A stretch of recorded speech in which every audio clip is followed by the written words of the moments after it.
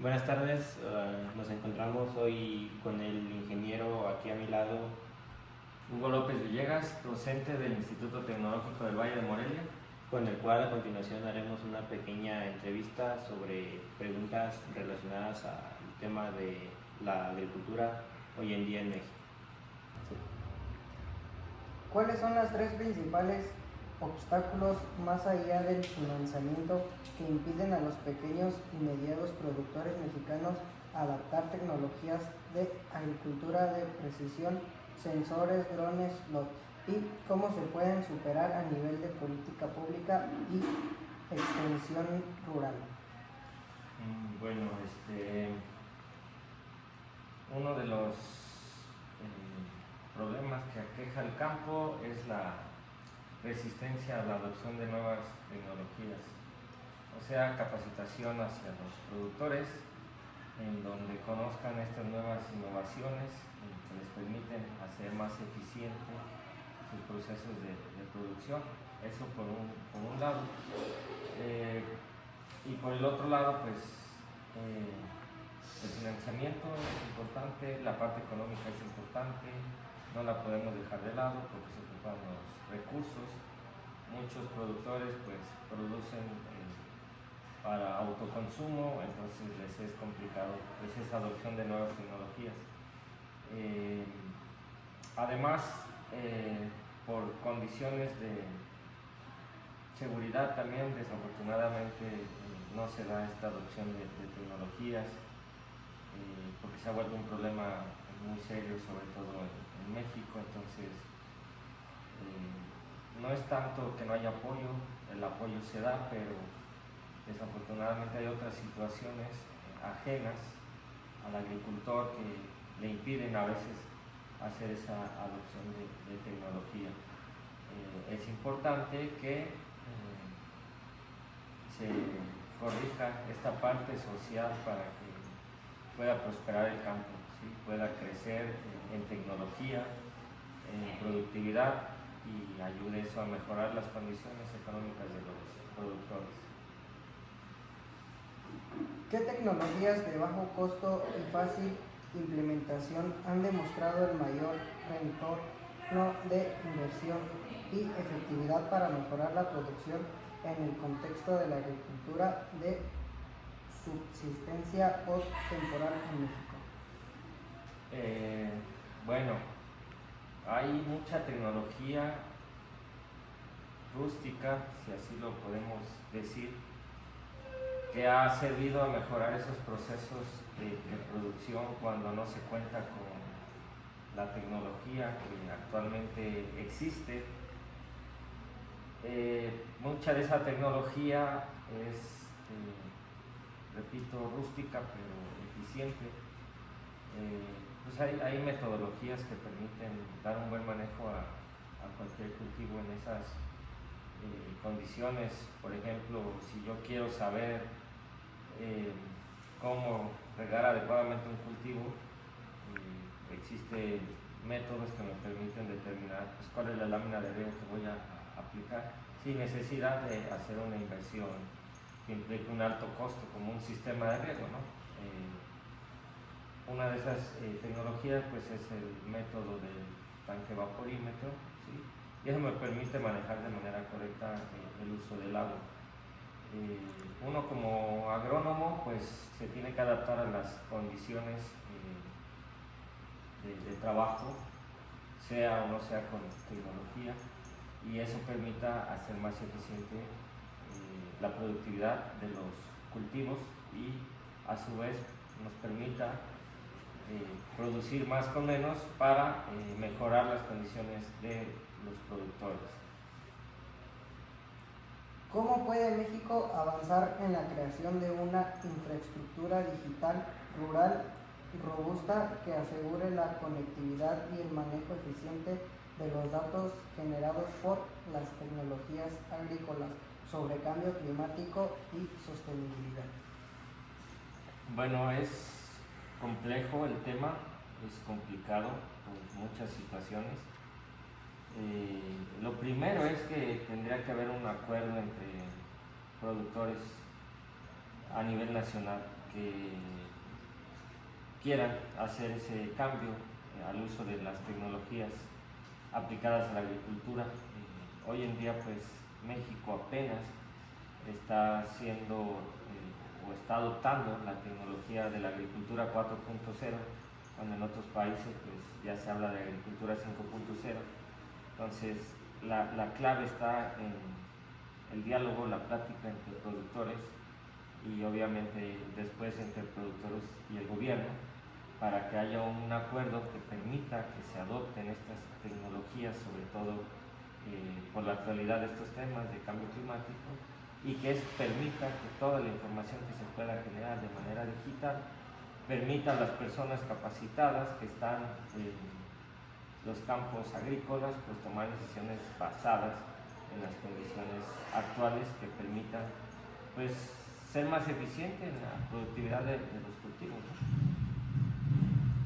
¿Cuáles son las prácticas agroecológicas o de manejo de suelo que han probado ser más efectivas para incrementar la resistencia de los cultivos básicos ante eventos climáticos extremos como sequías o inundaciones? Bueno, si hablamos de prácticas agroecológicas, pues tendríamos que hablar también de lo que es pues, la agricultura regenerativa, muy sonada hoy en día, la agricultura orgánica, ¿sí? Estos dos tipos de agricultura pues, han permitido justamente la sostenibilidad de los suelos a nivel mundial, dado que por condiciones de manejo a lo largo de los años, pues muchos de ellos han perdido totalmente su fertilidad, se han contaminado. Entonces hoy en día lo que se busca es cómo recuperarlo, ¿no? Mediante cierto tipo de prácticas, la labranza de conservación, la agricultura regenerativa, la remediación de suelos, ¿sí? Entonces hay muchas prácticas que hoy en día nos permiten ir recuperando poco a poco la fertilidad que años atrás tenían nuestros suelos. Entonces esas prácticas son un ejemplo de cómo podemos ayudar a la sostenibilidad, sobre todo de los suelos agrícolas. ¿Qué estrategias de gestión hídrica deben priorizarse en las zonas agrícolas de alto estrés hídrico en México? ¿Cómo se puede incentivar la transición masiva a sistemas de riego efectivo, goteo, en zonas donde el agua es escasa? Bueno, ese es un tema muy importante hoy en día, el uso eficiente del agua. En las zonas de sequía y donde menos agua hay, pues se ocupa efectivamente que la agua que existe, ya sea de lluvia, ¿sí? O que sea agua obtenida de pozos, de manantiales, etcétera, pues sea distribuida de manera eficiente hacia los campos agrícolas, para que eso permita un mejor aprovechamiento del recurso. Se tiene que adoptar la tecnología de los sistemas de riego presurizado, sí o sí, obviamente, para tener un mejor aprovechamiento del recurso agua. Sin embargo, para que esto se logre, pues volveríamos a la parte de la política, donde se debe de implementar políticas, estrategias que permitan un mejor aprovechamiento del agua y esto mejore las condiciones de los cultivos que se producen bajo estas condiciones de sequía. ¿De qué manera el sector agrícola mexicano puede contribuir de manera cuantificable a la mitigación de gases de efecto invernadero más allá de la captura de carbono en el suelo, y cómo se puede vincular esto con apoyos o financiamiento? Ok, bueno, en la agricultura pues desafortunadamente la agricultura convencional sobre todo se volvió en el uso de muchos productos químicos que han afectado o ido afectando directamente al medio ambiente, ¿sí? Lo que se ocupa es una mejor gestión la producción de los cultivos bajo estándares obviamente de productividad de los mercados actuales, para que eso permita una mejor condición hacia el cultivo y obviamente reducir los daños que nosotros mismos provocamos hacia el medio ambiente, como es el caso por ejemplo, en la parte pecuaria, los desechos de estiércol de las especies pues generan gas metano, y eso pues puede generar un problema hacia el medio ambiente y pues hacia el tema de los gases de efecto invernadero, ¿no? Entonces tiene que ser una gestión completa entre la parte agrícola y también la parte pecuaria, porque al final de cuentas es el sector primario que genera una gran cantidad de empleos en el país, y capacitar, dar pláticas sobre el cuidado del medio ambiente dentro de las actividades del sector primario, como lo son las agrícolas y las pecuarias. ¿Qué cambios estructurales en la política agrícola se requiere para reducir la dependencia de México en la importación de granos básicos, maíz, trigo, soya para 2030? ¿Cuál es el papel de la biotecnología y la mejora genética en este objetivo? Ok, bueno, esa pregunta es justo lo que pasa en estos días con los bloqueos carreteros de los agricultores y sobre todo los de maíz, ¿sí? El tema está en que México, siendo un país originario de este producto como lo es el maíz, resulta ser que importamos más del 90% del maíz que se consume en el país. ¿Por qué razón? Pues justamente, ¿no? La ley de la oferta y la demanda y los precios, ¿no? Y por eso el descontento de los agricultores del precio tan bajo que reciben por sus cosechas. Entonces, el apoyo tiene que ser dentro del país para que eso permita tener una alta productividad, el uso de híbridos o variedades mejoradas que aumenten el rendimiento por unidad de superficie para las distintas zonas en las que se encuentran muchos de los agricultores a lo largo del país. Eso va a permitir obviamente incrementar el rendimiento y ser un país autosuficiente alimentariamente, específicamente en este cultivo, aunque los otros son importantes, sorgo, trigo, etc. Entonces, la solución creo que es apoyar justamente a los campesinos agricultores en México, que adopten el uso de variedades mejoradas que aumentan la productividad, aún en condiciones de zonas donde hay sequía o zonas donde llueve muy seguido. No, las hay estas variedades y se pueden adaptar y generan buenos rendimientos, pero debemos de dejar de importar tanto grano hacia el país y producirlo dentro, porque tenemos la superficie y las condiciones de clima para poderlo hacer, pero se requiere de mucho apoyo, no solamente del agricultor o nosotros como agrónomos asesorando al productor, sino del gobierno a través de políticas que permitan ese crecimiento en el campo. Algo de lo que ya hemos comentado, pues la tecnificación de este cultivo pues incrementa justamente ese rendimiento. ¿Cómo se puede fortalecer la vinculación entre investigación, productores y agroindustria para garantizar que los productos básicos mexicanos sean competitivos y satisfagan las necesidades del mercado nacional e internacional, reduciendo la necesidad de importaciones? Pues así como debe de haber apoyo para los agricultores, que son los que creo yo sostienen al país, pues también debe de haber apoyo del gobierno para las instituciones públicas que se dedican a hacer investigación para mejorar las condiciones de productividad de muchos cultivos, ¿sí? Entonces, es un rubro donde ahorita que ustedes estudian, pues notarán la importancia que tiene hacer investigación relacionada con los problemas que aquejan al campo mexicano.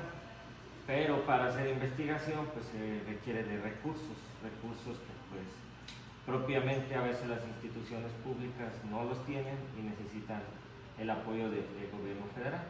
Si se hace eso y se conjuga con un apoyo entre investigadores, los campesinos que están en el campo, pues se puede hacer una fusión muy buena de apoyo para que eso permita mejorar las condiciones de la productividad de muchos cultivos, se gestione mejor los apoyos, ¿sí?, a través ya de la investigación y los resultados que arrojen las investigaciones, y se le dé un acompañamiento, asesoramiento pues, a estos agricultores para que sigan manteniendo pues, esos rendimientos por encima del promedio que a lo mejor hoy en día tenemos, y eso se mantenga así. De esa manera México tal vez pudiera dejar de ser un país dependiente de las importaciones de ciertos cultivos como los que mencionan y ser autosuficiente para producir él mismo, ¿sí?, sin depender de otro país. ¿Qué mecanismos de financiamiento innovadores son más adecuados para impulsar la inversión en tecnología y sostenibilidad en el campo mexicano? Wow, mecanismos.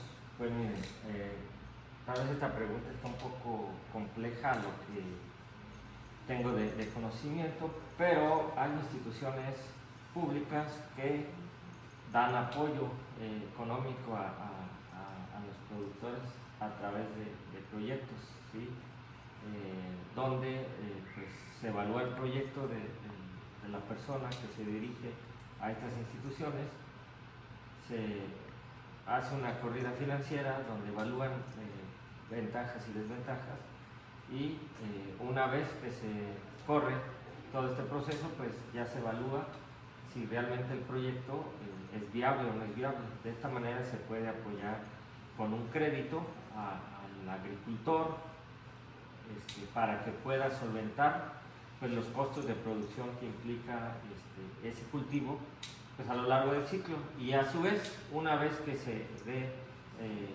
la parte final y coseche el productor, pues lo que coseche y se venda pues justamente le sirva para pagar ese crédito, y a su vez pues evidentemente pues le genere también utilidad, ¿no? Entonces hay instituciones que dan apoyo a través de crédito para que sigan produciendo. ¿Qué políticas de largo plazo se necesitan para cerrar la brecha de productividad y competitividad que existe entre la agricultura mexicana y la de sus principales socios comerciales? Wow, políticas. Pues debe de haber apertura a la inversión extranjera, que ya la hay en México, ¿sí?, pero es poca para los que pueden pagar o invertir en infraestructura para un buen manejo, o sea, para tecnificar pues su cultivo, su sistema, ¿sí? Sí la hay, pero pues, la mayor parte de los agricultores en México pues, son agricultores que producen para autoconsumo, ¿no? Entonces, aquí la pregunta realmente es cómo llegar a esos agricultores para que esos agricultores pues, paulatinamente puedan ir creciendo en productividad, en superficie, y eso les permita mejorar sus condiciones de vida también. Es complicado, creo yo, saber realmente cómo se pudiera gestionar esa parte, porque eso creo que obviamente le corresponde al gobierno ver justamente cómo ir creciendo sin depender tanto de otros países que son nuestros socios, como por ejemplo Estados Unidos, que muchas empresas de ese país vienen e invierten en México, ¿sí? Pero por condiciones de zona, de región, de ubicación, y eso les permite pues seguir creciendo, pero a ellos, porque nosotros pues vienen y dan trabajo a los mexicanos, pero México se está rezagando un poco en esa parte, ¿no? Entonces, las políticas tendrían que ser hacia inversión, en adopción de nuevas tecnologías justamente, para no irnos quedando en cuanto a la adopción de tecnologías que otros países pues ya tienen y siguen creciendo. Entonces México tiene que adoptar eso y no rezagarse, porque si no pues nos vamos a quedar y no los vamos a alcanzar. Entonces se necesita mucha inversión en tecnología y en tecnificación del campo mexicano.